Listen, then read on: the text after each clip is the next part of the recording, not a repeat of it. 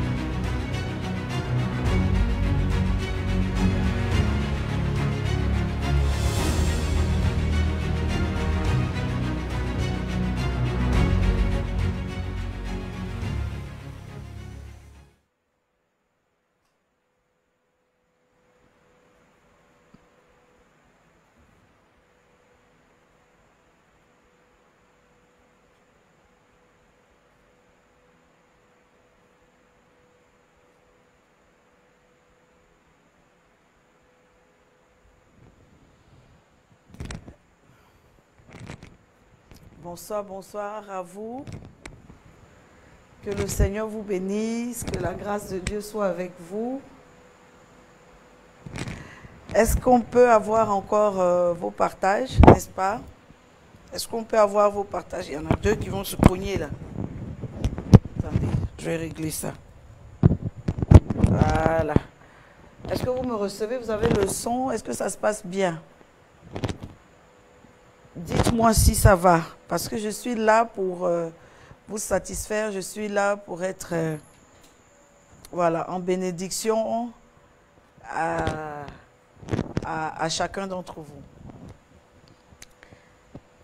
Que Dieu vous bénisse, voilà. Je voudrais déjà commencer par vous dire bonsoir et vous dire merci, parce que je sais que nous sommes dimanche.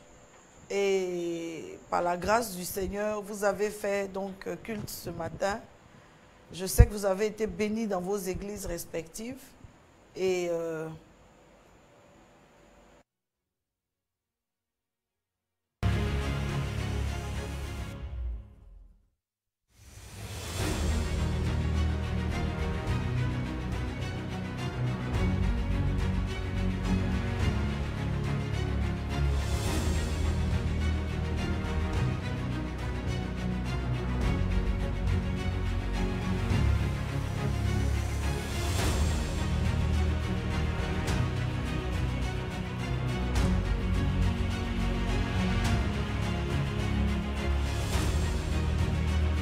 c'est top, hein? Topissime.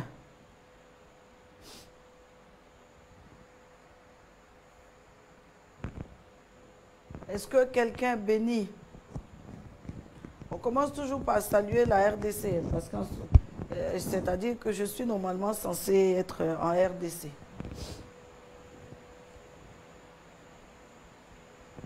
Je ne sais pas dire bonsoir en congolais, en lingala ou en swahili. Je fais comment? Quelqu'un me passe le mot. Comment je peux dire bonsoir en swahili ou en lingala? Je peux dire Dieu vous bénisse, ça je crois que je connais. Zambé à Pambole yo. Zambé à Pambole yo. Zambé à Pambole na yo. Et ça là, c'est le prophète Francis Tatou qui n'a pas raison. Toi tu dis que tu as une soeur. Tu n'es même pas capable de lui apprendre la langue maternelle. Zambé à Pambole na yo. Bon, Mbote, Bendezer.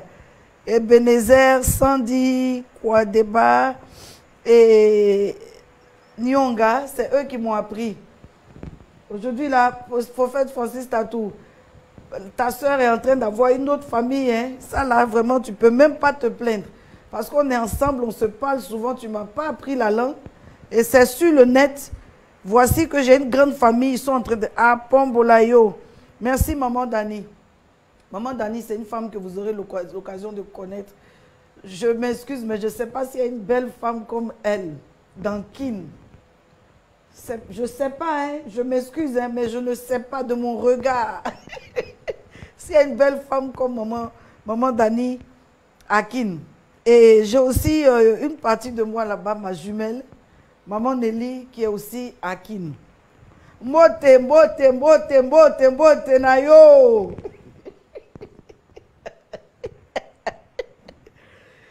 Mbote, mbote, mbote, mbote, mbote. Regardez les jaloux. On dit mbote, dit shalom.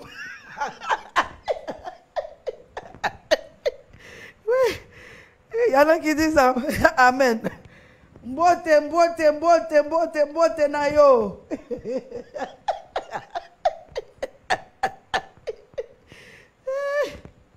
Bon. Jalouse et jaloux. Comme disait donc feu le président Mobutu. Congolaises et Congolais, bonsoir. Mbote, mbote, mbote, je vous aime de l'amour, n'est-ce pas, du Seigneur.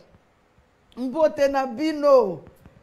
Eh, c'est fort. Mbote Nabino. En tout cas, sachez au Congo, en République démocratique du Congo, que vous avez, n'est-ce pas, une sœur en Côte d'Ivoire. Sachez que vous n'avez pas seulement la révérende comme servante de Dieu de la Côte d'Ivoire, mais vous l'avez comme, n'est-ce pas, une sœur. Et je sais que vous avez hâte en RDC que la révérende puisse réellement vous visiter. Mais moi-même aussi, j'ai hâte de vous visiter parce que je me sens quelque part, déjà par des accointances, hein, j'ai quand même des personnes qui sont du Congo ou qui sont au Congo. Je me sens déjà, n'est-ce pas, proche de vous. Pasteur Noëlla, Pasteur Rodal et Noëlla, ils sont du côté de Goma, Goma que j'ai déjà visité, n'est-ce pas, il y a de cela quelques années. Soyez salués, Pasteur Rodal Kolanga et Pasteur Noëlla, soyez salués. Pour ne pas faire de jaloux, j'aimerais dire aïe aux Ivoiriens. Aïe aux Ivoiriens. Les Ivoiriens, aïe, aïe, aïe, aïe. Voilà, soyez salués, n'est-ce pas? Et je ne sais pas comment dire en langue du Gabon, mais en tout cas, bonsoir aux Gabonais, bonsoir à nos sœurs du Sénégal, bonsoir au Mali, bonsoir, disons, à toute la grande, à toute l'Afrique, hein. Bonsoir à toute l'Afrique, bonsoir aussi à la diaspora, bonsoir à la Belgique où nous avons vraiment aussi pas mal de personnes qui nous suivent, n'est-ce pas? Mamine Songa et Jetou Mpoyi, qui sont vraiment aussi donc en Belgique. Bonsoir à vous, n'est-ce pas? Et bonsoir à la France, bonsoir au Canada, à la Suisse, bonsoir à l'Angleterre, bonsoir à tous et bonsoir à toutes. Bonsoir au Burkina, pardon. Bonsoir au Burkina. Je reviens encore en Afrique. Bonsoir au Burkina. Ce soir, c'est une émission top. Nous devrions normalement faire un peu le tour de tout ce qu'on a touché et revenir, n'est-ce pas, sur notre point final.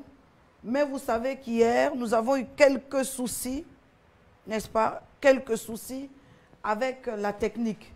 Nous étions sur un thème de très haut niveau, un thème très important, et nous avons eu quelques soucis avec la technique, n'est-ce pas? Mais je sais que vous avez déjà, en tout cas, pris l'essentiel. Hier, nous avons dit le chrétien face au divorce. Et nous avons parlé de choses très profondes. Mais je voudrais retourner faire un peu un récap depuis le début, parler au moins des thèmes pour rebondir sur mon point. Donc, là où je me suis arrêté hier, terminer et donc conclure cette conférence. ça me donne l'occasion de saluer un grand homme, de saluer un homme puissamment utilisé par le Seigneur, un homme de Dieu, n'est-ce pas, avec la grâce de Dieu sur sa vie. J'ai nommé le prophète Joël Francis Tatou, n'est-ce pas, qui est aussi un frère pour moi. Nous avons de bonnes relations et je bénis Dieu pour sa vie, n'est-ce pas? Voilà. Il n'y a pas que moi qui lui accorde une considération, mon époux aussi, et même le CCT lui accorde aussi donc considération. Bonsoir donc au prophète, depuis sa position, je le salue. À son équipe technique, je les salue et je leur dis merci donc pour tous ces jours, tout ce temps, tous ces efforts passés ensemble pour que nous soyons ensemble en bénédiction à tous ceux qui nous suivent. Pendant que nous sommes déjà nombreux sur la plateforme Révérend Jeanne Monnet, nous sommes aussi déjà nombreux sur, n'est-ce pas, la plateforme du prophète Joël Francis Tatou.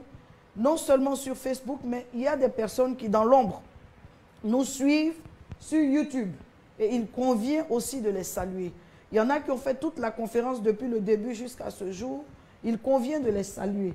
Il convient de les bénir. Il convient de leur souhaiter, n'est-ce pas, le meilleur. Et il y en a qui nous prennent en route parce qu'ils ont entendu parler de ce qui était en train de se passer. Vous aussi, je vous salue, n'est-ce pas? Que la grâce de Dieu soit notre partage et que le Seigneur nous bénisse en cette belle soirée. En cette belle soirée, n'est-ce pas? Je voudrais dire que le premier jour, nous avons eu pour thème « Choix de femmes, femmes de destinée ». Ce thème s'adressait donc aux hommes pour leur demander de faire attention en matière de choix, donc aux choix qu'ils font. S'il vous plaît, continuez les partages. Ensuite, le deuxième jour, nous avons fait choix d'hommes, hommes matures, n'est-ce pas? Hommes matures. Choix d'hommes, hommes matures.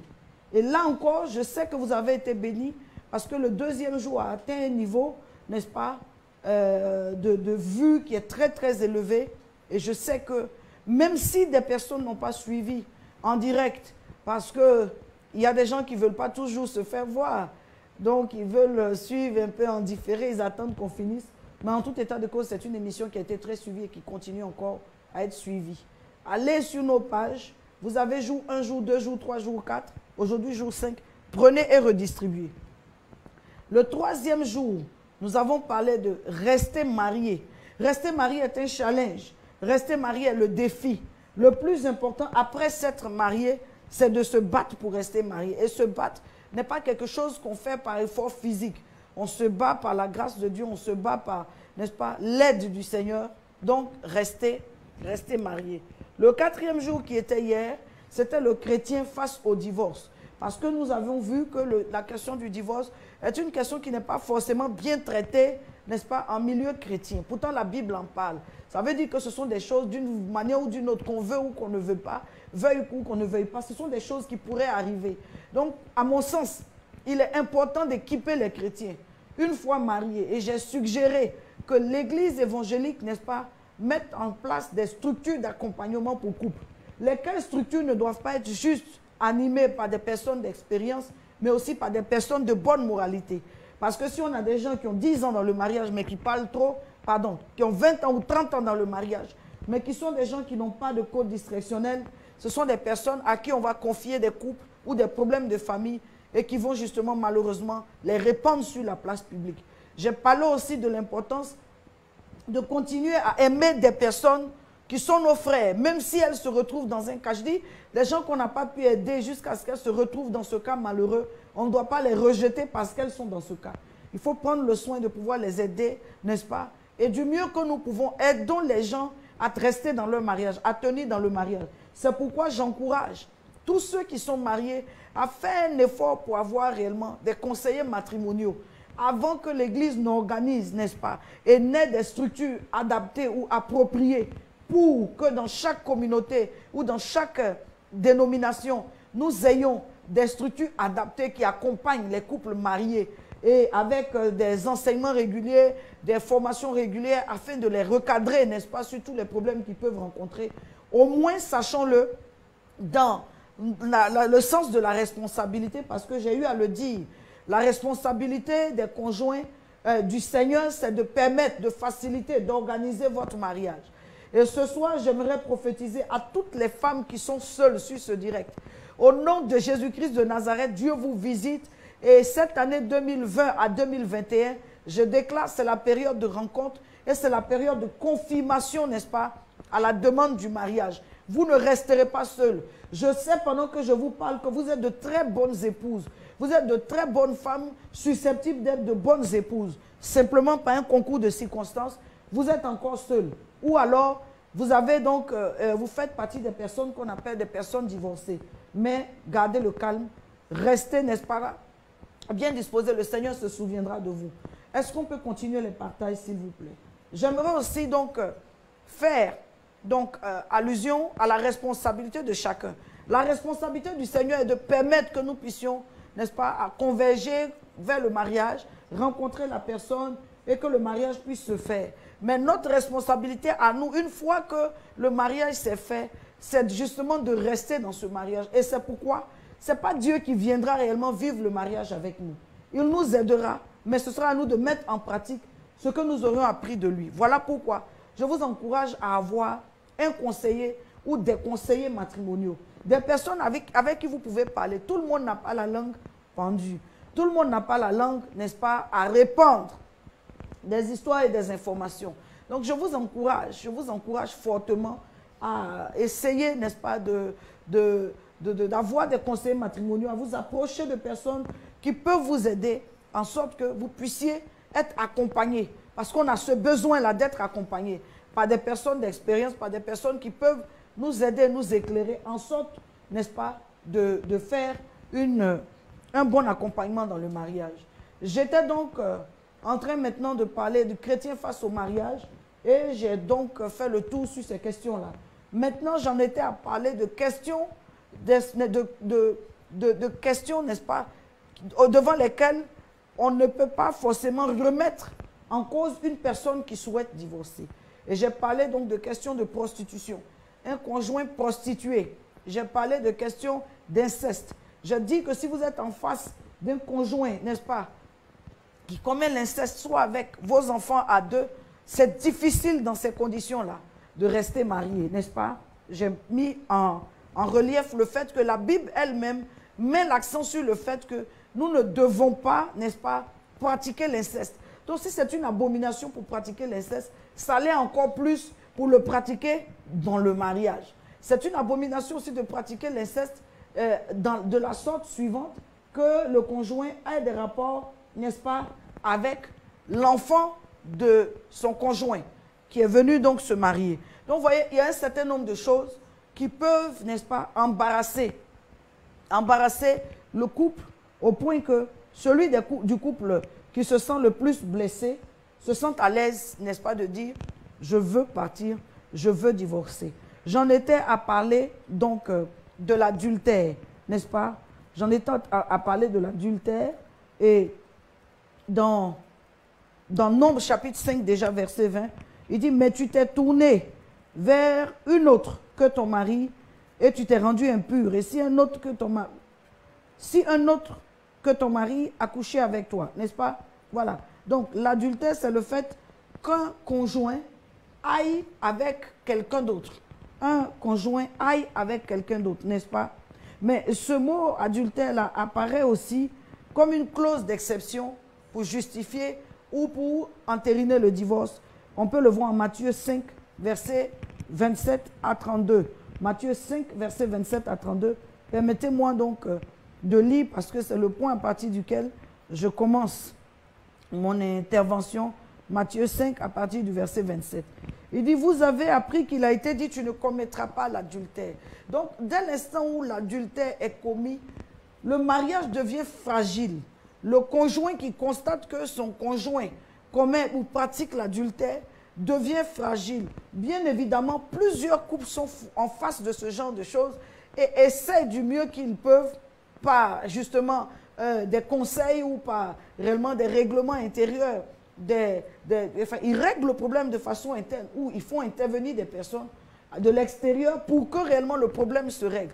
Il se fait que quand ces choses s'installent, quand l'adultère s'installe et que l'un des conjoints le pratique de manière régulière, n'est-ce pas, que ça devient quelque chose d'avéré, celui des deux qui subit cela se met en position donc de défensive. essayant de régler le problème, n'y parvenant pas, trouvent que le divorce est une alternative pour justement mettre un terme à cette situation. C'est pourquoi, tant que réellement vous êtes mariés, il est bon de mettre l'accent sur réellement l'ordre dans votre mariage, pour vous-même. Parce que dès l'instant où ce genre de légèreté entre en phase, ou se met en place dans votre mariage, vous êtes en train d'ouvrir insidieusement la porte du divorce et de dire à un moment donné, parce que vous ne savez pas jusqu'à quel point votre conjoint pourra donc supporter. Et quand nous sommes donc devant des cas comme les cas d'adultère, ça devient difficile que même les intervenants, parce qu'il y a des cas et il y a des niveaux, n'est-ce pas? Il y a des cas et il y a des niveaux. Parfois, l'adultère est commis dans la proximité. Parfois, l'adultère est commis donc avec un parent proche de votre conjoint. Parfois, l'adultère est commis avec des personnes donc, de votre environnement. Donc, de la manière dont les choses se passent, ça devient difficile. Et parfois, l'adultère est commis d'une manière qui est tellement un affront, n'est-ce pas, que le conjoint, même quand il y a des interventions pour que le problème se règle, il se sent indigné et il se sent humilié. C'est là où ça devient difficile. Sinon, bien que cette clause existe d'un point de vue biblique, il y a pas mal de personnes qui se retrouvent dans ce genre de cas et qui règlent le problème avec maturité pour aller de l'avant. Le problème devient difficile à régler. Est-ce qu'on peut continuer les partages, s'il vous plaît? Et je ne sens plus vos cœurs. Je ne sens plus vos cœurs. Merci. Le problème devient difficile à régler quand on est en face d'un cas, n'est-ce pas, où le conjoint refuse d'arrêter. Parce que nous avons des cas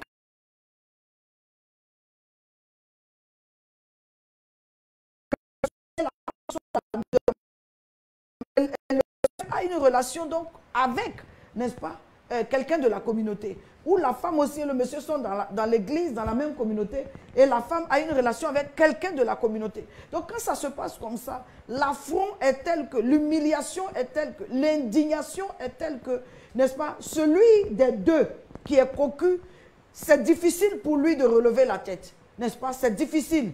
Parfois, ça va obliger donc de quitter l'environnement pour, on va se dire, préserver, n'est-ce pas, le mariage, régler le problème en interne. Mais parfois, ce sont des choses qui continuent. Bien que le problème soit justement mis à nu, ce sont des choses qui continuent. Et à force, celui des conjoints qui subit ça, la honte, l'indignation, l'humiliation, il ne peut plus tenir et la seule alternative devant laquelle il est, c'est de dire, je vais arrêter, je vais me retirer. J'aimerais donc vous demander de continuer les partages, s'il vous plaît. L'adultère a en lui quelque chose, n'est-ce pas, de difficile. Parfois, vous traversez une crise dans le couple et quelqu'un des deux se dit, bon, peut-être que c'est en train d'aller au pire et dans la faiblesse, s'attache à quelqu'un d'autre, ce qui ne devrait pas pour nous en tant que chrétiens. Mais il est juste de mettre le pied dans le plat et de parler des choses avec maturité. Est-ce qu'on peut continuer les partages? Je ne sens plus vos partages. Où êtes-vous?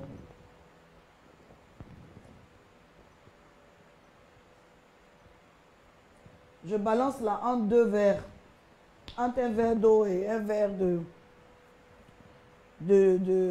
jus de bissap, et je peux vous dire que c'est savoureux. Voilà, maintenant je vais à l'eau et puis je m'équilibre.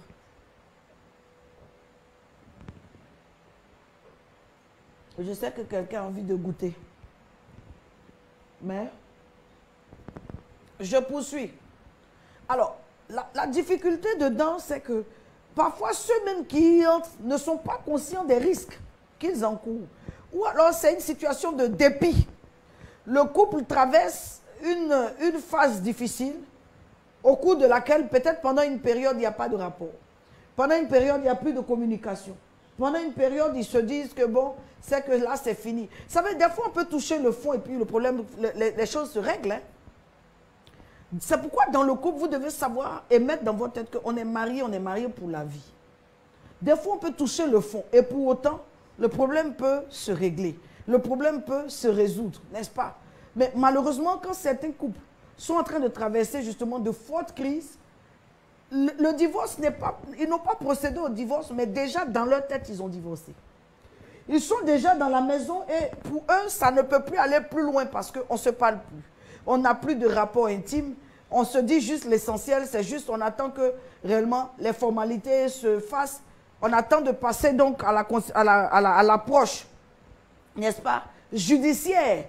du règlement de la crise, c'est-à-dire que la justice tranche pour que le divorce soit avéré. Mais le divorce n'est pas avéré, vous commencez déjà à vivre une vie, n'est-ce pas, parallèle. Vous commencez déjà à vivre une vie extra-conjugale. Mais quand on est dans ce genre de cas, ça veut dire quelque part que le divorce est déjà consommé. C'est l'extérieur qui doit juste venir, la justice qui doit juste venir trancher. Mais dedans, vous n'êtes plus marié. Parce que vous n'avez plus de vie.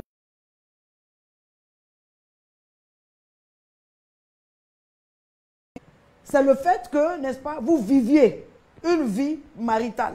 Le fait que la partie civile ou la partie, n'est-ce pas, religieuse vienne sceller, n'est-ce pas, ça c'est le sceau qu'on vous donne. Mais déjà, le fait de vivre sous le même toit et le fait de vraiment, même si on appelle ça concubinage en français, en réalité, vous vivez une vie maritale. Et donc, quand cette vie maritale-là a cessé d'exister, déjà pour l'un et pour l'autre, c'est admis qu'on est en train de se séparer. C'est les gens de l'extérieur qui vous voient habiter dans la même maison qui ne savent pas. Sinon, vous êtes dans la même maison, mais vous ne dormez pas ensemble. Vous êtes dans la même maison, mais vous ne vous parlez plus. Donc, en réalité, vous êtes déjà en instance de divorce. Seulement, la procédure vis-à-vis donc du tribunal n'ayant pas été engagée, parce que l'un a honte, parce que l'autre se dit que ça doit venir de l'autre, l'autre se dit que non, c'est l'autre qui doit engager en premier. La procédure n'étant pas engagée, vous êtes encore sous le même toit. Mais ça ne veut pas dire que vous êtes mariés, voyez. Et c'est justement dans cette période-là, où depuis pléthore, il n'y a plus de rapport, depuis des mois, il n'y a plus de rapport, depuis des années, il n'y a plus de rapport. Chacun a à l'extérieur un nouveau partenaire. Un nouveau partenaire. Et souvent, ce nouveau partenaire est déjà appelé mari. C'est-à-dire cette relation qui n'est pas fondée, qui n'est pas officielle. Mais le monsieur qui a dans cette relation, il dit ça c'est ma femme. Parce que selon lui, il a avec elle déjà une vie de couple. Ce qu'il fait avec elle, c'est déjà ce qu'un homme fait avec son épouse. Donc c'est juste le fait que ce n'est pas encore formalisé, mais ils vivent déjà leur couple.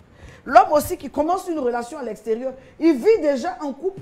Il se dit c'est sa femme parce qu'il vit déjà comme s'ils étaient mariés. Est-ce que vous pouvez continuer le partage, s'il vous plaît? Le sujet est assez important. Alors, c'est déjà dans cet état-là que l'adultère prend sa place. Et parfois, on arrive à ce niveau de crise extrême où chacun est convaincu qu'il n'y a plus de possibilités. Chacun est en train de refaire sa vie. Pour autant, ils n'ont pas fini de défaire la première vie qu'ils ont commencé, mais ils sont déjà en train de refaire leur vie. Et c'est dans cet état de fait-là, parfois, qu'il y a réconciliation. Je prie là-bas pour une femme, que le Saint-Esprit entre en action pour toi. Je prie, je ne sais pas à quel niveau de crise tu te trouves, mais au nom de Jésus, je demande que le Saint-Esprit intervienne afin que là où le problème peut se résoudre, le problème se résolve. Des fois, on peut arriver au fond. Des fois, la crise peut atteindre un certain niveau. Des fois, la crise peut atteindre un certain niveau où ça fait des années, vous ne communiquez plus, vous n'avez plus de rapport. Et par extraordinaire, il y en a même qui vont au divorce, au tribunal, et puis qui se remettent ensemble. Donc, attention, allons-y doucement. C'est pourquoi je dis, restons chrétiens. Restons chrétiens. Face au divorce, on voit des chrétiens devenir méchants, menteurs, mesquins, n'est-ce pas? Tu n'as même pas encore libéré une femme, tu es déjà avec une autre femme. Tu n'as pas encore, qui n'a pas quitté ton mari, tu es déjà en train de vivre avec un autre homme, sous prétexte que ton mari ne couche plus avec toi, sous prétexte que tu n'as plus de rapport avec ta femme. Mais non, terminez honorablement ce que vous avez commencé, et puis allez commencer une autre vie. Parce que c'est votre choix. C'est la Bible qui dit que le divorce n'est pas une bonne chose, n'est-ce pas? Mais si vous estimez qu'au niveau où vous êtes arrivé, vous n'avez pas d'autre alternative, la Bible ne peut faire qu'entériner ce que vous avez décidé. Vous rendrez compte avec le Seigneur, Seigneur, ça me brûlait, ou il me battait, ou je souffrais, il me trompait, c'était insupportable. Je ne pouvais pas dire aux gens ce que je vivais, mais voici, je traversais des moments difficiles et j'ai dû partir. Le Seigneur, dans sa miséricorde, certainement, si vous vous repentez, il vous comprendra, n'est-ce pas?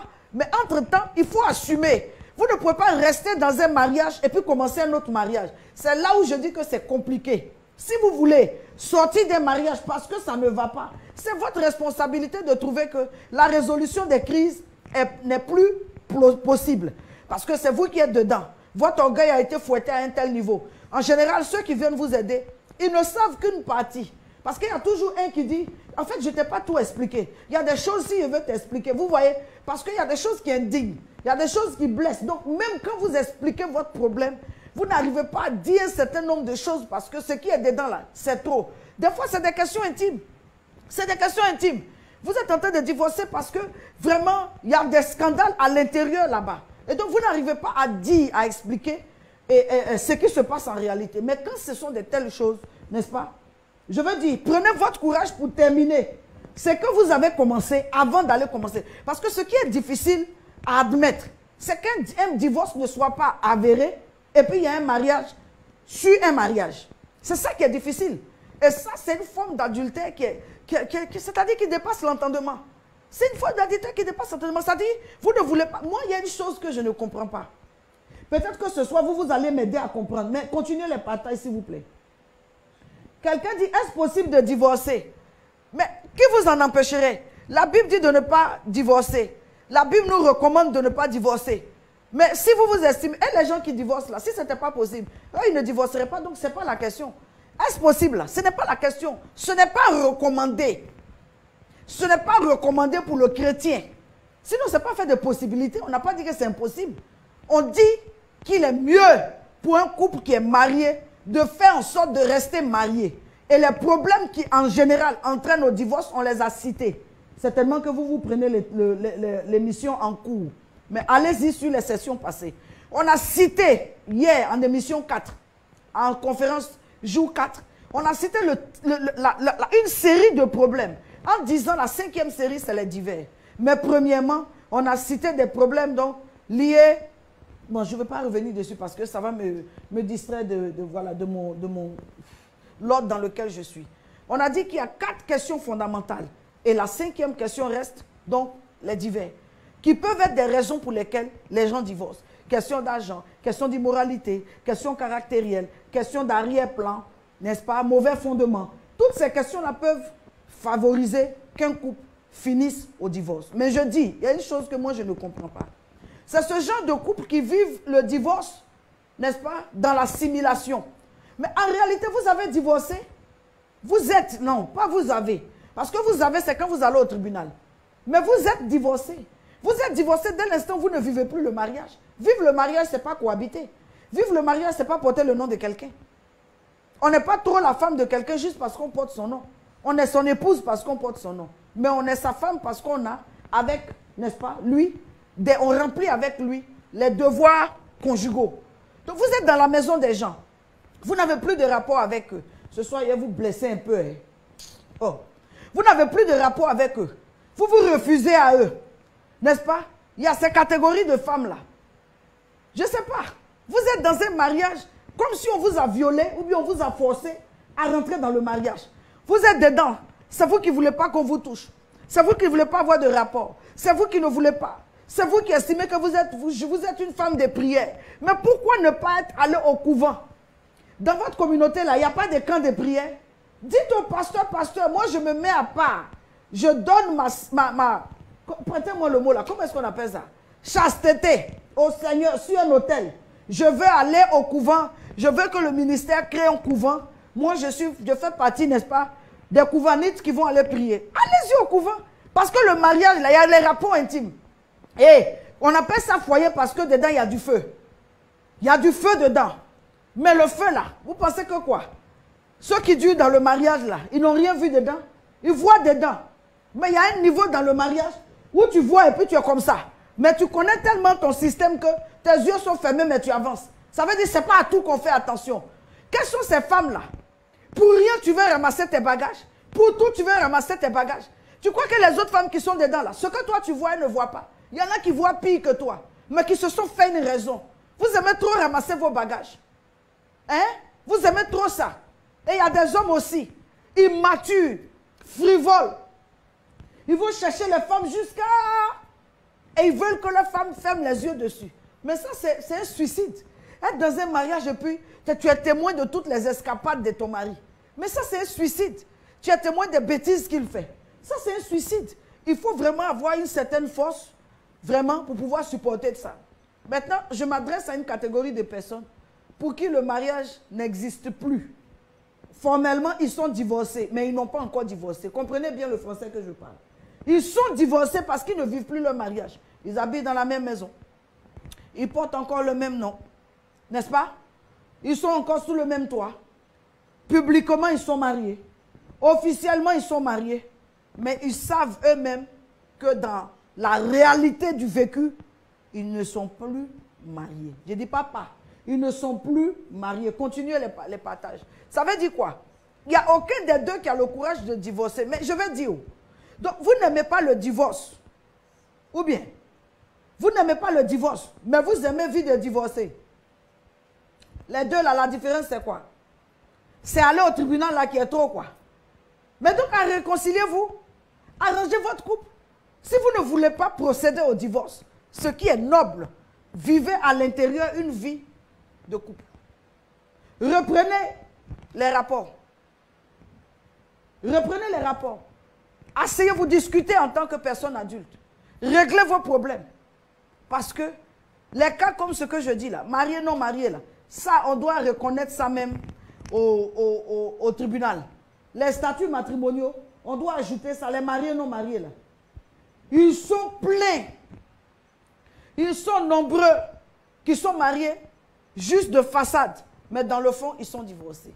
Ou du moins, oui, ils sont divorcés, mais ils n'ont pas encore divorcé. Ils sont divorcés dans le mariage, mais ils n'ont pas encore, n'est-ce pas, ils n'ont pas encore divorcé. Ils sont nombreux comme ça. Oui, ils sont nombreux. La femme, vous voyez, nous les femmes, on est constituées d'une certaine manière. La femme même son bien-être. Une femme, même quand son mari ne la touche pas un certain temps, elle n'est pas à l'aise. S'il vous plaît, multipliez les cœurs. Multipliez les cœurs pour que notre direct soit bien protégé. Elle n'est pas à l'aise. La femme, ça fait partie de son bien-être. Mais c'est physionomique. Hein. Même l'homme, d'avoir des relations intimes. Donc, quand dans un couple, au bout d'un certain temps, il n'y a pas de relation, à votre avis, vous avez fait vœu de chasteté ou bien il y a quoi? Non. Ça veut dire en réalité que chacun se cherche. Si la Bible dit ne vous privez pas l'un de l'autre, sauf pour raison de jeûne et de prière. Mais alors prévenez-vous. Tu as prévenu ton mari que tu es dans un moment de 2 ans de jeûne. Tu as prévenu ta femme que tu es dans un temps de 3 ans de jeûne. Mais les 2 ans, 3 ans que vous n'allez pas ensemble, c'est par rapport à quoi? Vous allez ensemble accidentellement. Les 2 ans, 3 ans que vous n'allez pas ensemble, c'est par rapport à quoi? Donc, en fait, vous êtes en train de finir votre mariage comme ça. Pendant les 2 ans là, tu n'es pas en jeûne. Il n'est pas en prière. Et la Bible dit même que ce ne soit pas pour un temps long. Cette incontinence-là, que ce ne soit pas pour un temps long. Ne vous privez pas l'un de l'autre. N'est-ce pas? Sauf pour cas de prière et de jeûne. Et ce ne doit pas être pour un cas long. Mais ce qu'on entend à gauche, à droite, là, ça fait 5 ans, on ne va plus ensemble, on est dans la même maison comme ça. C'est Dieu seul qui sait. Vous croyez que vous rusez qui? Selon vous, le divorce, c'est quoi? C'est le fait d'être allé au tribunal? Non. Le divorce, c'est déjà le fait de ne plus avoir une vie maritale. Le divorce, là, c'est déjà le fait de ne plus avoir une vie maritale. Mais vous ne l'avez plus. Donc, c'est que vous êtes divorcé. Mais vous n'avez pas encore divorcé. Et donc, je suis en train de parler de ce genre de cas où ça fait déjà longtemps. Mais le monsieur qui ne va pas avec sa femme, lui-même dans sa tête, là, il sait bien que sa femme, pour un besoin physiologique, il y a des fois où elle a des envies. Il y a des fois même votre mari n'est pas à côté de vous, mais peut-être pour un concours de circonstances, l'envie peut vous monter que ce soir-là, s'il rentre là, ça va se passer. L'homme aussi, parfois, ben, il est visité par une pulsions. Et il se dit, ce soir, je n'ai pas raté ma femme. Donc, vous savez que c'est un besoin physiologique. La manière dont nous, on a besoin de boire de l'eau. Voilà. La manière dont vous avez me sert encore. Ça veut dire souvent l'eau la même. Là. On boit et on reboit. Continuez les partages, s'il vous plaît. La manière dont nous, on a besoin de boire de l'eau, de se rafraîchir, de se désaltérer. C'est de la même manière, le corps, notre organisme, a besoin de rapports réguliers. Des rapports réguliers pour le bien-être des conjoints. Donc, de quoi parle le texte? Quand toi, tu es là, tu ne touches pas une femme depuis 2 ans, tu penses que quoi? Elle se cherche. Surtout qu'elle ne parle plus. Surtout qu'elle ne te demande plus. Surtout qu'elle ne vient plus vers toi. Ça veut dire, chacun a sa boîte de mantilatones. Ça va se nettoyer les mantilatones à gauche et à droite et ils reviennent tranquillement se coucher pour continuer à vivre une vie de divorcé. Mais tout ça, c'est quoi? Parce que quand on fait les décomptes, les divorcés, ce n'est pas uniquement ceux qui sont allés au tribunal. Il y a vous là-dedans. Il y a vous là-dedans. Vous qui n'assumez pas que c'est fini. Mais alors, si vous n'assumez pas que c'est fini, il y a une alternative. Ça veut dire que quelque part, vous vous dites que le problème peut se régler. Donc, réglez-le. Je prie par la grâce de Dieu que le sens de la responsabilité, la prise de conscience touche des personnes. Et qu'elles s'asseyent pour estimer que ça ne peut plus continuer comme ça. Cherchez, n'est-ce pas, à ce qu'il y ait de l'intervention. Cherchez à ce que des personnes interviennent pour vous aider à résoudre votre problème, pour vous aider à régler votre problème. Cherchez des personnes qui peuvent vous parler ouvertement, sincèrement. Je peux déboucher un peu. Il y a le cas d'adultère, mais aussi les cas d'inconduite sexuelle. Et les cas d'inconduite sexuelle, là, ce n'est pas un jeu. Ce n'est pas un jeu, parce que inconduite sexuelle, c'est l'âge. Inconduite sexuelle, 1 Corinthiens 6, versets 9 à 11. Mais je vais déjà lire Matthieu 7, versets 21 à 22. Il dit, ceux qui me disent, Seigneur, Seigneur, n'entreront pas tous dans le royaume des cieux, mais seulement ceux qui font la volonté du Père Céleste. Et respectez votre mariage. Il dit, beaucoup me diront ce jour-là, Seigneur, n'avons-nous pas prophétisé en ton nom? N'avons-nous pas chassé des démons en ton nom? N'avons-nous pas fait des miracles en ton nom? Ça veut dire quoi? Ça veut dire que nous devons faire très attention au mariage que nous avons contracté et à la façon dont nous sommes en train de le gérer. Sommes-nous en train de gérer ce mariage selon la volonté de Dieu? Attention, c'est une chose à laquelle il faut vraiment prendre le soin, n'est-ce pas, de réfléchir. Maintenant, 1 Corinthiens 6 dit quoi? À partir du verset 9, pardon. Il dit, ne savez-vous pas que les injustes n'hériteront pas le royaume des cieux? Ne vous y trompez pas. Ni ceux qui vivent dans l'immoralité sexuelle. Ça veut dire y compris l'adultère. Ni les idolâtres, ni les adultères, ni les travestis, ni les homosexuels, ni les voleurs, ni les hommes toujours désireux de posséder plus, ni les ivrognes, les calomniateurs, les exploiteurs, n'hériteront le royaume de Dieu. Est-ce là ce que vous étiez, certains d'entre vous? Mais vous avez été lavés, vous avez été déclarés saints, mais vous avez été déclarés justes au nom de Jésus et par l'Esprit de notre Dieu. Je vous en prie. Le prix que le Seigneur a payé pour nous est justement de nous justifier et de nous sanctifier. Amen. Nous avons été lavés et purifiés, faits nouvelles créatures, donc enfants de Dieu. Tout ce qui peut être une porte de menace, n'est-ce pas? De menace contre notre salut, nous devons vraiment veiller à nous en détourner. Nous devons veiller à nous en détourner. Parlons d'inconduite sexuelle. Il y a des personnes, par exemple, qui sont mariées et qui, pendant qu'ils sont mariés, on découvre qu'ils sont à la fois homosexuels. Et ça existe. Je parle de quoi? De quelque chose qui existe. Il y a des personnes comme ça. Ça, c'est une inconduite sexuelle. C'est une inconduite sexuelle. Ça répond à quoi? Il y a une femme là avec laquelle tu dors. Il y a une femme là avec laquelle tu es marié. Il y a une femme là avec laquelle tu as des rapports intimes. Et malgré ça, ça se découvre à côté. Est-ce que je peux avoir des cœurs, s'il vous plaît? On découvre assez de cœurs. Malgré ça, on découvre à côté que tu as des relations, mais avec un homme. Cette partie-là, on règle ça comment? Tu as des relations avec un homme. La relation que tu as avec ta femme, n'est-ce pas? La fréquence se réduit. De rapports réguliers, vous en êtes arrivé à un rapport irrégulier. Parce que pendant que tu as des rapports ici avec la femme, à côté, tu as des rapports avec un homme. Inconduite sexuelle. Ça, c'est une grave inconduite sexuelle. La femme qui découvre ça, selon vous, elle fait quoi? Parce que c'est facile de parler pia dans l'histoire des gens. Mais regardez dans le fond, qu'est-ce qu'ils sont en train de vivre? Est-ce que ce sont des problèmes qu'on peut résoudre? Bon, tu te maries à quelqu'un, tu découvres qu'il est pédophile. Il est pédophile. Il fait des attouchements aux enfants. Et à un niveau grave, il y a des plaintes contre lui. Vous avez fait des règlements. Vous avez fait des jugements. Bon, un cas comme ça, tu règles ça comment? Comment est-ce que tu gères ça? C'est pourquoi je dis, asseyons-nous sincèrement et regardons. Si nous voulons rester mariés, nous voulons honorer notre mariage, nous devons assumer notre mariage avec maturité.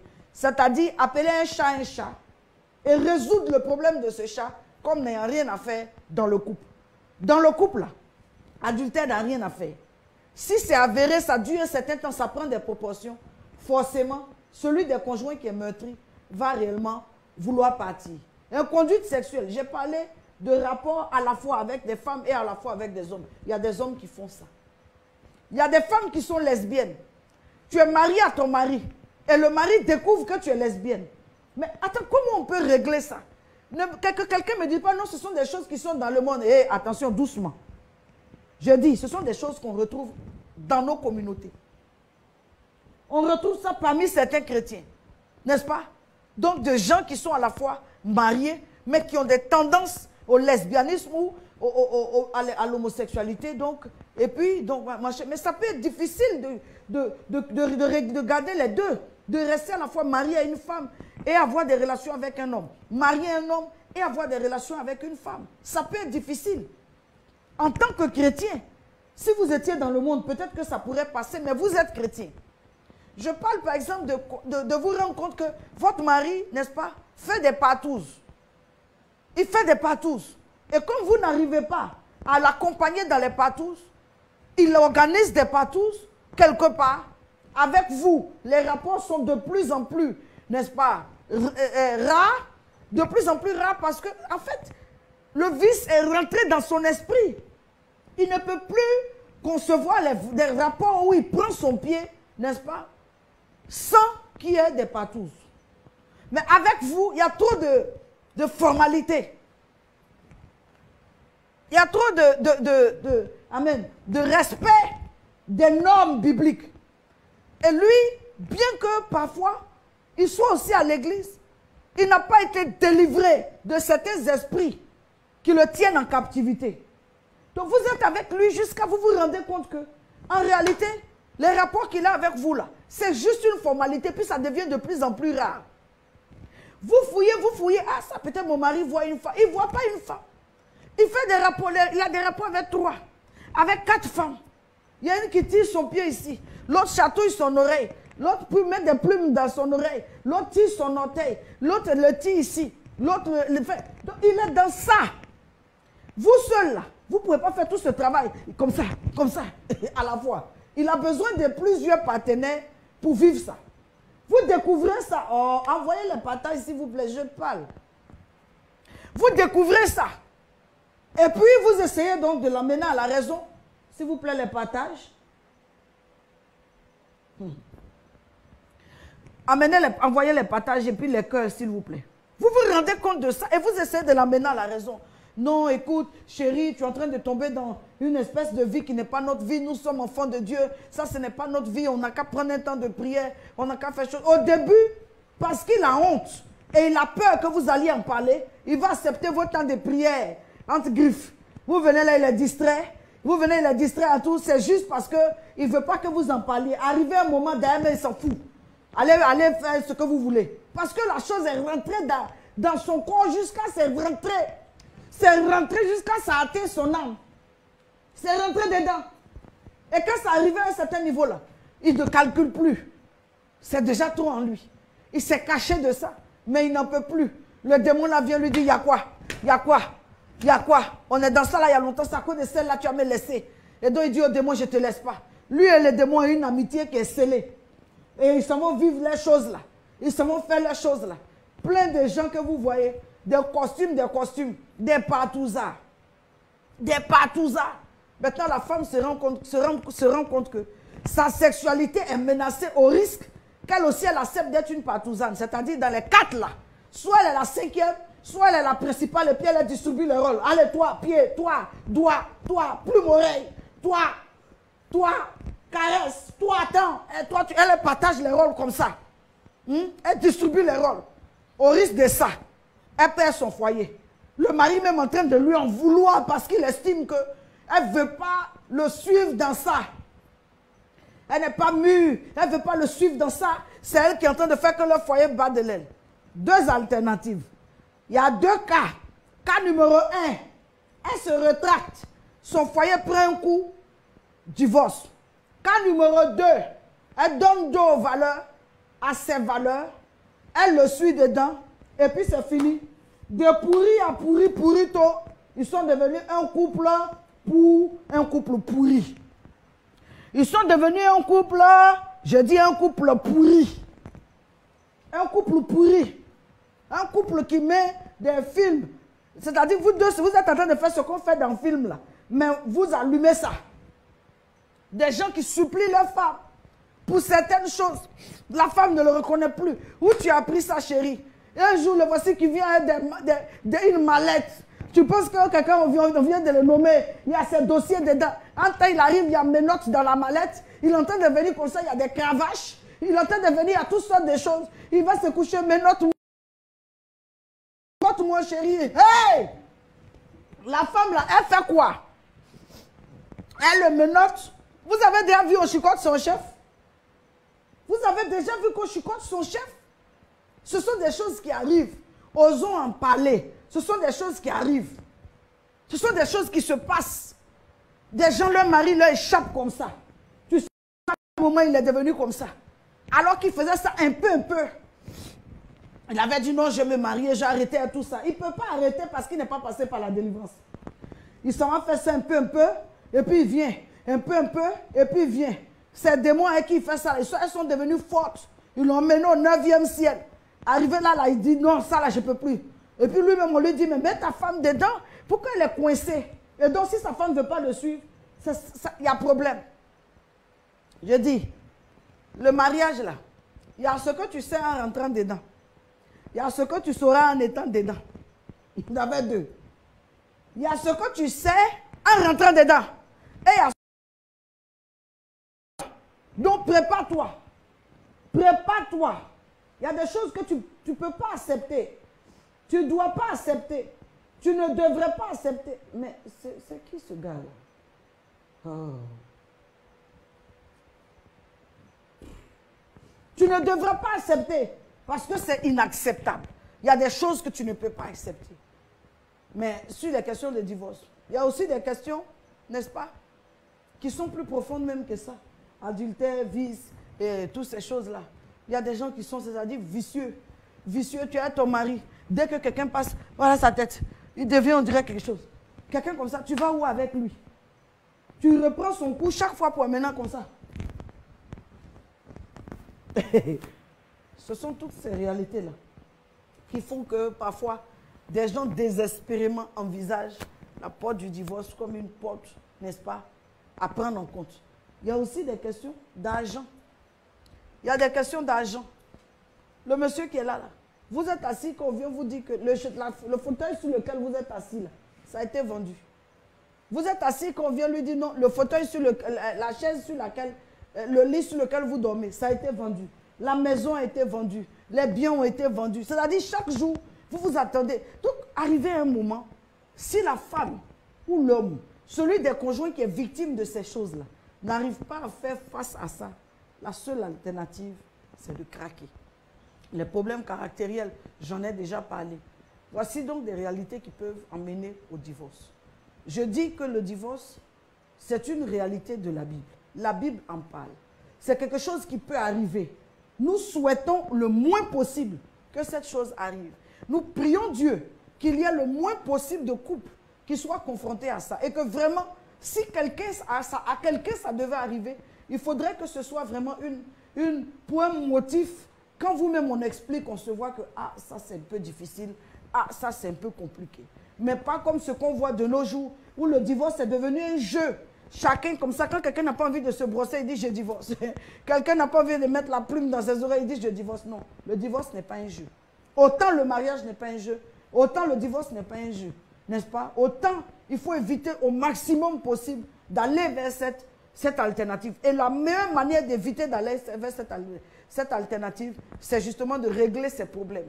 De le régler de façon mature. J'ai parlé de maturité. Régler de façon mature. Faire face, n'est-ce pas, à ces problèmes. Faire face aux situations qui sont les nôtres. Se comporter de manière mûre et mature devant les situations que vous rencontrez. À partir de ce moment-là, vous avez réellement l'opportunité, je veux dire, de régler les crises, crise après crise, et puis régler bien les crises. Ne réglez pas les crises de façon superficielle. Allez en profondeur, réglez le problème. Toutes ces choses, ce n'est pas parce que quelqu'un aime trop parler. Ce n'est pas quelque chose parce que quelqu'un aime perdre du temps. On en a parlé hier, ça suffit. Non. Prenez le temps d'aller en eau profonde. Réglez vos problèmes en profondeur pour vous donner une alternative, celle justement de ne pas tomber dans l'option du divorce, n'est-ce pas? Je voudrais maintenant parler du remariage, parce que c'est aussi une réalité de la Bible. La Bible aussi en parle. Et donc, pour terminer ce séminaire ou cette conférence, il est important que nous abordions aussi cette question de remariage, parce qu'il y en a qui ont été divorcées pour elles. Ça fait 4 ans, 5 ans qu'elles ont été divorcées. Aujourd'hui, on n'est même pas en train de parler de divorce pour elles, mais elles sont maintenant dans l'optique du remariage. J'ai été divorcée, ça n'a pas marché. Dieu seul sait ce que j'ai vécu dedans. J'ai été vraiment confrontée à des difficultés. Maintenant, je suis dehors, je fais comment? Est-ce que j'ai encore droit à me mettre avec quelqu'un? Est-ce que je suis condamnée à rester seule? Voici donc des réalités qui sont là et desquelles on doit parler pour aussi libérer des personnes qui sont là, c'est-à-dire le divorce malheureusement s'est présenté à elles. Elles sont dans ce cas de figure-là. Il y a aussi des femmes aussi qui ont un certain âge, qui ont été mariées, qui ont divorcé peut-être il y a peut-être 20 ans, mais aujourd'hui qui sont peut-être dans un âge comme 60 ans et qui se posent la question, mais et nous, des personnes comme nous? Moi, j'aimerais dire aux personnes, n'est-ce pas, qui ont dépassé la cinquantaine, le bonheur et l'amour est permis, non, l'amour et le bonheur sont permis à tous et à tous.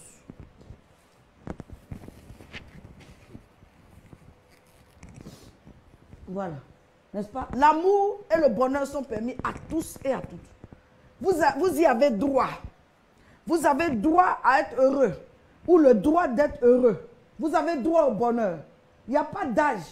Quel que soit l'âge que vous avez, si vous vous rendez compte que quelqu'un de votre âge tombe amoureux de vous et qu'il a le profil pour vous, n'est-ce pas? Il est dans le registre des personnes qui vous conviennent et qui conviennent aussi au Seigneur, mettez-vous avec elle. Qui s'offusquerait que parce que vous avez 60 ans, vous êtes en train de vous remarier? Qui s'en offusquerait? Mais vous êtes encore une femme. Il y a des femmes de 60 ans qui sont encore, n'est-ce pas, belles, fraîches, conservées. Et même si elle n'était pas conservée, et qu'elle a quelqu'un qui l'aime comme ça, elle n'a pas à se gêner de se remarier si elle est dans le registre de personnes qui peuvent se remarier. Donc le remariage est possible. Si vous avez atteint un certain âge, tant que quelqu'un peut tomber amoureux de vous et vous de lui, je ne vois pas où est le problème. Ça devient difficile pour la société d'admettre quand vous avez 60 ans et celui avec qui vous voulez vous marier à 40 ans. Vous allez vivre cette relation comment? Ça devient difficile d'admettre quand vous avez 55 ans et celui à qui vous voulez vous remarier à 35 ans. Comment est-ce que vous allez vivre cela? Donc, en toute chose, restons enfants de Dieu. En toute chose, pensons en enfants de Dieu. En toute chose, réfléchissons en enfants de Dieu. Abordons les questions en enfants de Dieu. Même à un certain âge, vous avez le droit au bonheur. Vous avez le droit à l'amour. L'amour que vos enfants vous donnent ne pourra jamais être l'amour qu'un homme vous donne. L'amour que votre famille vous donne ne pourra jamais être l'amour qu'un homme vous donne. Et si vous sentez en vous, même malgré l'âge, que vous avez envie d'être aimé, avoir quelqu'un avec qui vous pouvez parler, avec qui vous pouvez vraiment finir vos vieux jours, parce que aussi la solitude, elle pèse. Quand vous êtes quelqu'un de seul, bon, peut-être vous êtes jeune, vous avez des amis avec qui vous sortez, mais au fur et à mesure que vous prenez de l'âge, la solitude n'est pas facile à supporter. Vous avez besoin de parler avec quelqu'un. Même si ce n'est pas, par exemple, pour des questions de sexualité. Mais à cet âge-là, c'est au moins quelqu'un qui donne-moi mon Efferalgan, donne-moi ils ont des médicaments d'un certain âge-là, et que tous s'y prennent. Donne-moi mon temps, comme ça. Et puis, l'autre dit, ah, tu as pris ton iflurine, maman, tu as pris ton... tu as pris ton iflurine, et puis ils se soutiennent de cette façon-là. C'est de cette façon-là qu'ils parlent. S'ils n'ont pas eu d'enfants ensemble, mais qui se sont remariés, ils ont le plaisir de voir les enfants de l'un et de l'autre venir les saluer parce que leurs enfants sont déjà chez eux. Ils n'ont plus d'enfants à gérer. Les petits-enfants, ils aimeront ceux de l'un et de l'autre. Ils vivront une vie tranquille et une vie heureuse. Mais ça, tout le monde y a droit. Donc, il n'y a pas d'âge, il n'y a pas de restriction. Dès l'instant où il y a un homme qui entre dans le registre de ce qui vous convient, vous pouvez vous mettre. Dès l'instant où il y a une femme qui rentre dans le registre de ce qui vous convient, vous pouvez vous mettre. Vos enfants sont partis de la maison. Vous êtes seul. Quelqu'un dit non, à cet âge-là, on doit vaquer à la prière. Mais si ce n'est pas ma vocation de vaquer à la prière. La prière, nous sommes tous appelés en tant que chrétiens à vaquer à la prière. Mais il y a des personnes pour qui c'est vocationnel. Comme Anne, qui a été veuve, qui a fait de sa vie, n'est-ce pas, une vie dévouée à la prière.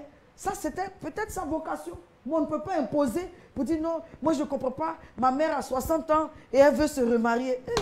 Ton problème est où dans ça? Elle vient à 60 ans, elle a envie de se sentir, mais tu ne peux pas l'aimer comme un homme l'aimerait. Et il y a des petites mamans de 60 ans, là, toute menue, bien chic, toute fraîche. Elle a envie encore qu'on lui dise, tu es toute belle, ma chérie. Toi, son enfant, tu n'as pas fini de dire à ton gars ou à ta femme ou à ton mari, tu es beau, chérie, tu es belle, chez ça. Ta maman, tu as venu dire, elle a envie de se sentir vivre. Donc, laissons les personnes de cet âge-là avoir aussi droit à leur vie, parce que c'est leur droit. On ne peut pas les priver, n'est-ce pas, de vivre encore du bonheur. On ne peut pas les priver, n'est-ce pas? On ne peut pas les priver. Je vais vers la fin de cette émission. Je vais vers la fin de cette émission, n'est-ce pas? Je voudrais donc parler, par exemple, de remariage. C'était ça la question. La Bible dit dans Romains chapitre 7, au verset 2 et 3. Ainsi, une femme mariée est liée par la loi à son mari, tant qu'il est vivant. Mais si son mari meurt, elle est dégagée de la loi qui l'a liée à son mari. Si donc, du vivant de son mari, elle devient la femme d'un autre homme, on la dira adultère. Mais si son mari meurt, elle est libérée de la loi, donc elle n'est pas adultère si elle devient la femme, n'est-ce pas, la femme d'un autre, n'est-ce pas, si elle devient la femme d'un autre. Donc, voici le contexte dans lequel la Bible aborde la question de remariage. La Bible met l'accent sur une femme qui est veuve et qui se remarie, n'est-ce pas, une femme qui est veuve. Des fois, la Bible a parlé d'une femme répudiée qui devient la femme d'un autre, n'est-ce pas, une femme répudiée. Et dans ce cas, la Bible a dit qu'il faudrait que la répudiation soit sanctionnée par une lettre. Ça veut dire c'est avéré. La lettre là, c'est comme si on a fait une assise et puis on est d'accord que les deux ne sont plus ensemble. On signe un protocole pour dire on a cassé. Ils ont cassé, n'est-ce pas, ce qui les unissait. Maintenant, il est avéré qu'ils ne sont plus ensemble. À partir de ce moment, chacun a sa copie de la lettre. Quand on veut dire, on dit non, voici ma lettre. Je ne suis plus avec quelqu'un, je suis seul. Mais la partie où, comme je disais, il n'y a pas de divorce avéré, et puis des gens vivent une autre vie à côté, une autre vie parallèle, ça, ce n'est simplement pas quelque chose de bien ou de bon. Je poursuis toujours en parlant donc, voilà, de remariage, et aussi 1 Corinthiens 7, versets 39 et 40 qui en parlent. 1 Corinthiens 7, versets 39 et 40 qui en parlent, n'est-ce pas? Donc, s'il doit y avoir remariage, il faudrait que ce soit vraiment dans des conditions honorables devant le Seigneur.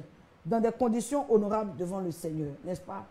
Je veux ce soir encourager chacun d'entre vous qui êtes dans les liens du mariage, qui êtes dans des situations difficiles dans votre mariage.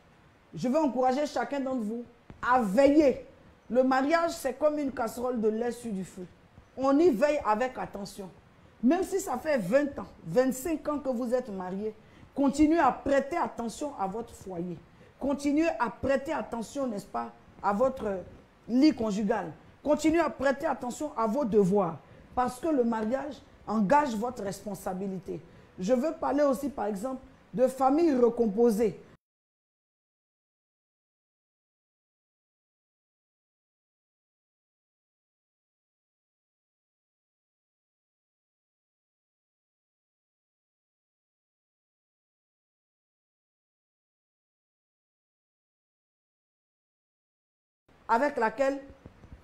De laquelle nous devons parler.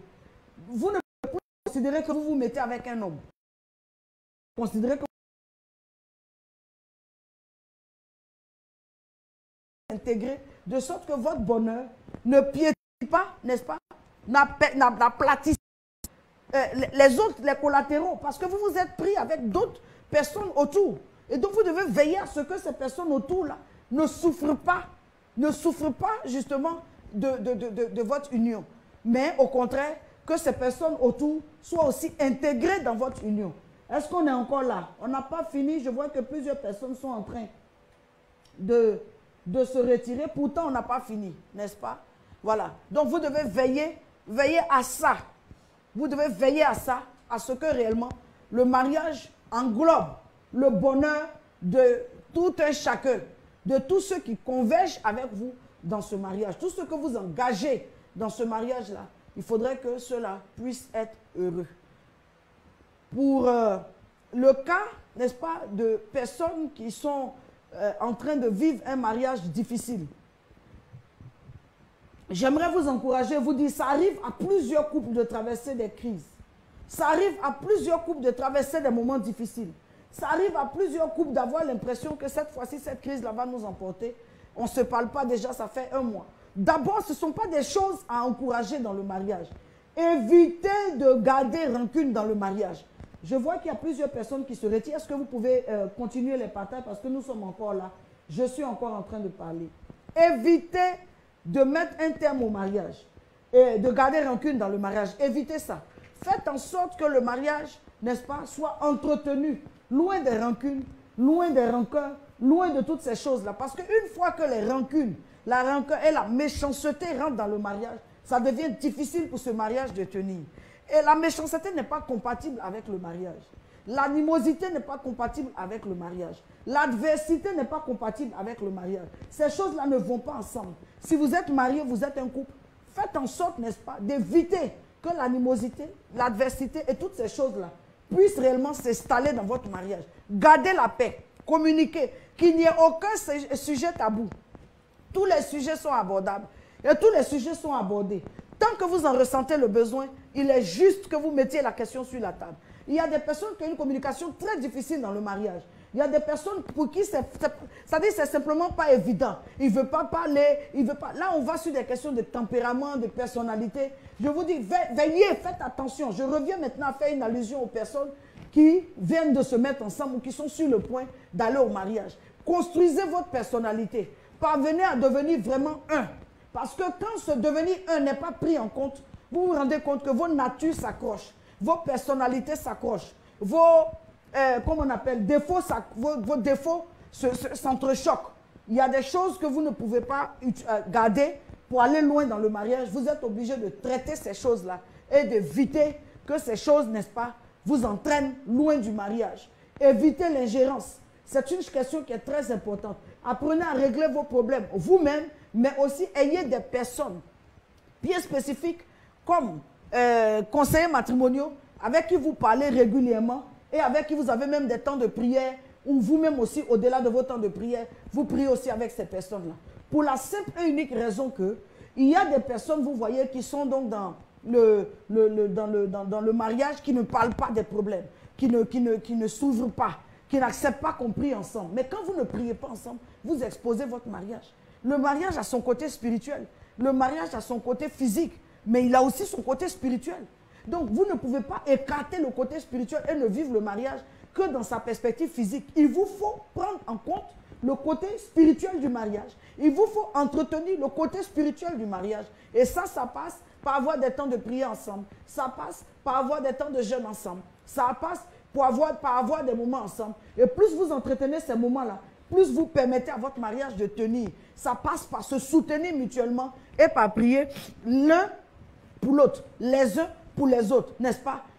Pour autant, vous devez bâtir un hôtel de prière. Ça, un couple qui veut aller loin doit avoir ça. Où vous avez un jour spécifique où vraiment vous vous mettez ensemble, là vous ne priez pas pour les enfants, vous ne priez pas, mais vous priez pour vous. C'est vrai, il y a un temps pour prier pour les enfants et pour toutes les questions liées au mariage, mais il y a un temps aussi pour prier pour vous. Vous mettez votre amour devant le Seigneur, vous demandez au Seigneur de renforcer cet amour. Vous demandez au Seigneur de visiter cet amour. Vous mettez votre sexualité devant le Seigneur.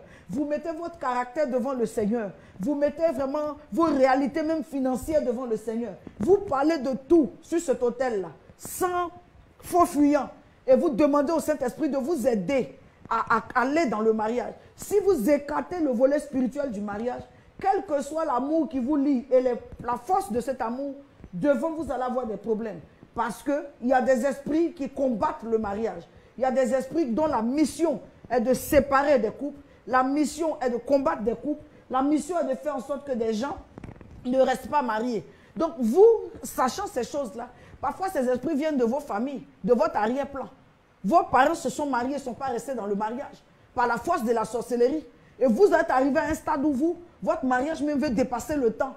depuis lequel vos parents sont mariés, les esprits là font leur réunion pour dire, mais dis donc, celui-là, qu'est-ce qu'on fait? Et ils se regroupent, ils viennent. Donc s'il n'y a pas un hôtel de prière, s'il n'y a pas la prière, il n'y a pas quelque chose, n'est-ce pas, qui vous aide à faire face spirituellement, à prier avec efficacité, rentrer dans des temps de combat contre tout ce qui peut être une menace et un obstacle pour votre mariage, vous allez vous rendre compte que le mariage est en train de battre son plein. Vous faites tout. Quelqu'un dit non, j'ai changé mes dessous. Quelqu'un dit j'ai fait ça, mais il ne veut plus aller avec moi. Il veut faire, ce n'est pas simple. Il y a des esprits qui sont en train de réclamer votre mariage et de réclamer votre foyer. L'argent ne devrait pas vous diviser. L'argent ne doit pas diviser un couple.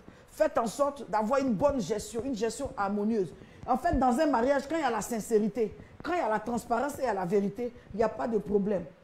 Quand il y a la vérité, il n'y a pas de problème. Je voudrais dire aux femmes, il vous faut beaucoup de maturité. Parce que l'homme arrivé à un certain niveau, son ego et son caractère, toutes ces choses vont parler. Il vous faut beaucoup de maturité, chères femmes, pour rester dans le mariage, pour garder votre mariage. Ce n'est pas tout ce que vous voyez. Vous devez aider votre mari, n'oubliez pas. Votre mission première dans ce mariage, c'est de l'aider. De l'aider à s'accomplir. Donc ça veut dire qu'il a des failles.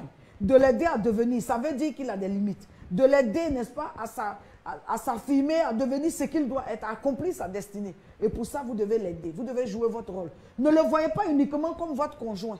Par moments, acceptez de le voir comme un frère. À d'autres moments, acceptez de le voir, n'est-ce pas, comme un fils, entre griffes, comme quelqu'un qui a besoin de vous. Acceptez de l'accompagner, de le soutenir. Utilisez beaucoup de maturité. La femme doit être plus mûre.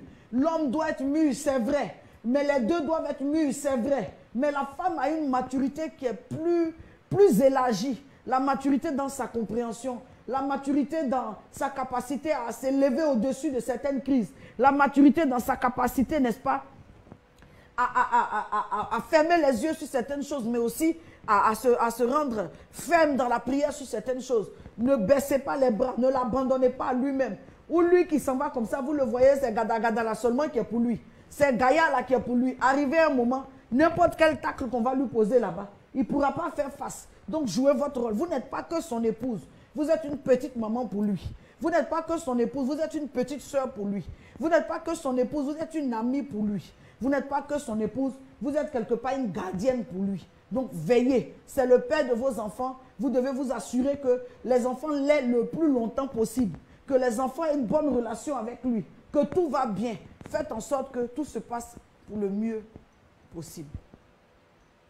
Alors, il y a des personnes qui sont en ligne et qui disent, j'ai envie de semer sur ce séminaire, sur cette conférence. J'ai envie d'apporter une semence sur cette conférence. Vous pouvez le faire. Vous avez les contacts de la porte des cieux. Moi, j'ai été invitée sur cette plateforme-là. Je suis l'animatrice de la conférence, mais à la demande du prophète Joël Francis Tatou. Donc, n'est-ce pas, vous voulez faire une semence, vous pouvez lui envoyer la semence à l'adresse qu'ils indiqueront. Il y a des personnes qui sont aussi directement connectées à mon ministère, qui me connaissent de longue date et qui me suivent donc sur toutes les plateformes concernant le mariage. Vous pouvez m'écrire inbox, n'est-ce pas, pour poser vos problèmes. Il y a des personnes qui souhaiteraient que l'offrande me soit personnellement donc aussi adressée.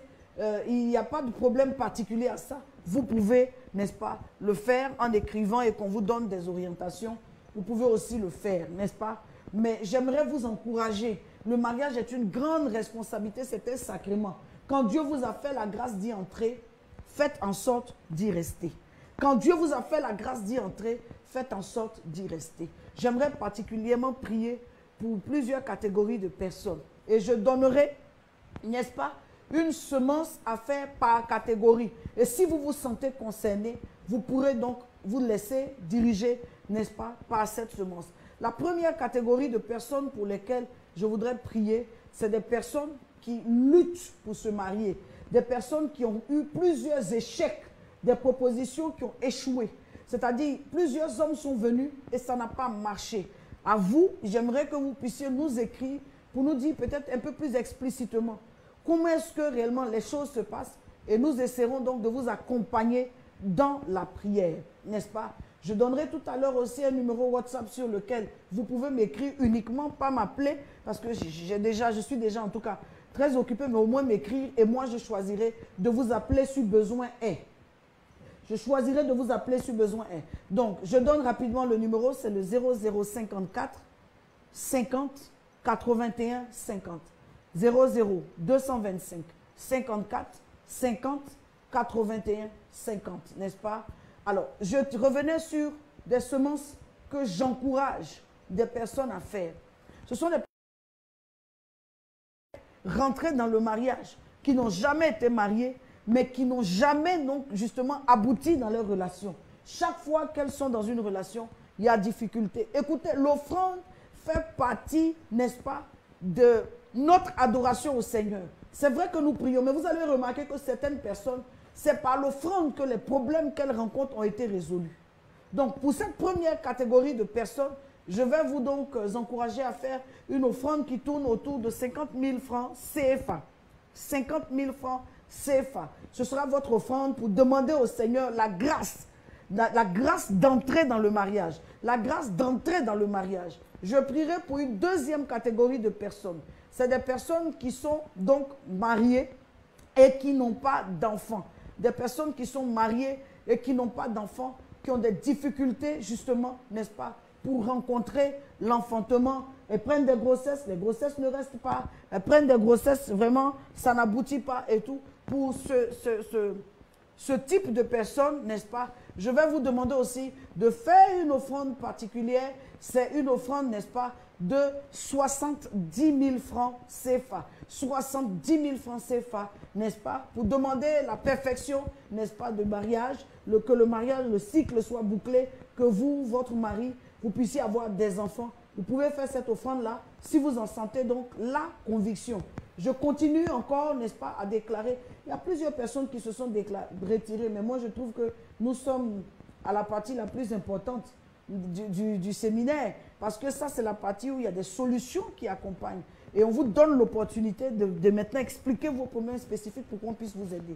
Une troisième catégorie de personnes pour lesquelles je prie, c'est des personnes dont le mariage est brisé, c'est-à-dire ils vivent en divorcé, mais ils n'ont pas encore divorcé. J'ai dit, ils sont divorcés, mais ils n'ont pas encore divorcé. Je vous demanderai donc de faire une offrande de 52 000. 52 000 en rapport avec la muraille, n'est-ce pas, de Jérusalem qui a été reconstruite. Donc, l'offrande, n'est-ce pas, pour achever la restauration, 52 000. Si vous traversez des difficultés et que vous vous rendez compte que ça ne va pas. Vous voyez, nous sommes passés, personnellement, moi, je rends grâce au Seigneur et je recommande mon mariage au Seigneur. Ça fait 21 ans que je suis dans le mariage. Je bénis le Seigneur qui m'accompagne année après année.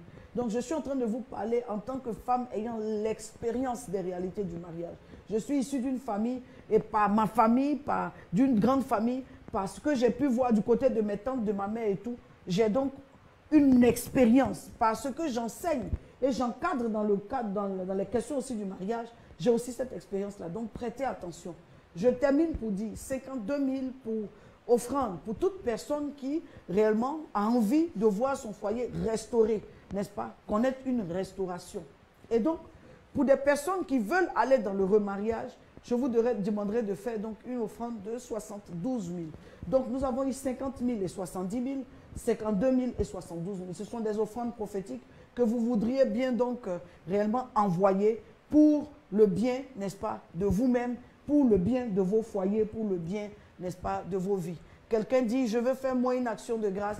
Choisissez parmi toutes ces offrandes un montant et faites simplement une action de grâce. Peut-être que chez vous, tout va bien, mais vous voulez demander l'aide du Seigneur.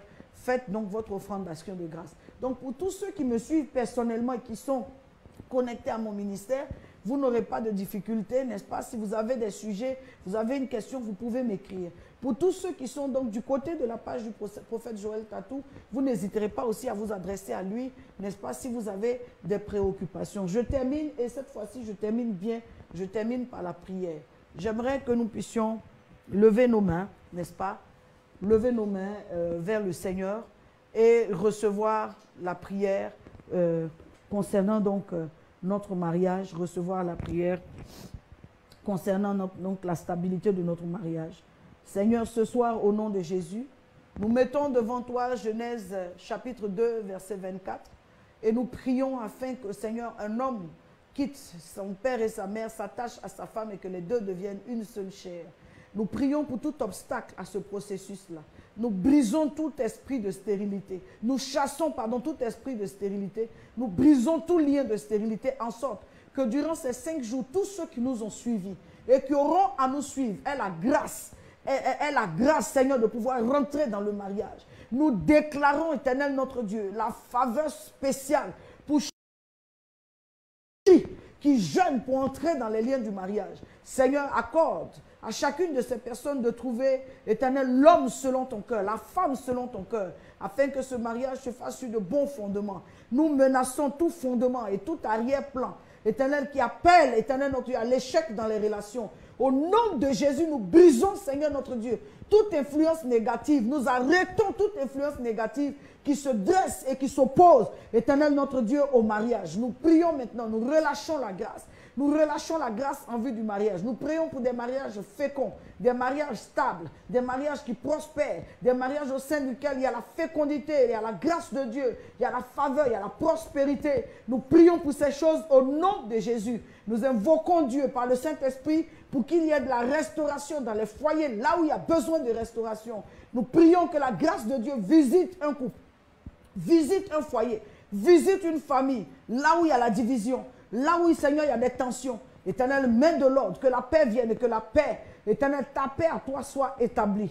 Nous prions, Seigneur, notre Dieu, pour tout problème d'infructuosité et que les couples soient féconds, que la grâce de Dieu, que la paix, la restauration, l'amour, le respect, la cohésion, la compréhension, la patience, le caractère de maturité accompagne tous ces couples-là. Merci pour les femmes d'un certain âge qui ont la grâce, si elles le souhaitent et le désirent, de rencontrer un homme de leur âge et de vivre, Éternel, leur amour de cet âge-là. Nous prions que rien ne soit un obstacle au bonheur pour tous ceux qui souhaitent aller dans le mariage. Seigneur, fais-leur grâce. Nous exposons devant toi les offrandes que tu nous as mis à cœur, que ceux qui se lèvent pour l'offrande de 50, pour rentrer dans la grâce du mariage, que cette offrande parle positivement pour eux et qu'ils entrent dans la grâce du mariage. Pour ceux qui se lèvent, Seigneur notre Dieu, pour l'offrande de 70, Éternel notre Dieu, Papa, que la grâce les accompagne et qu'ils entrent, Éternel notre Dieu, l'offrande de 70, mariage, Seigneur Dieu de gloire, Papa, qui ont besoin d'être visités par le Seigneur.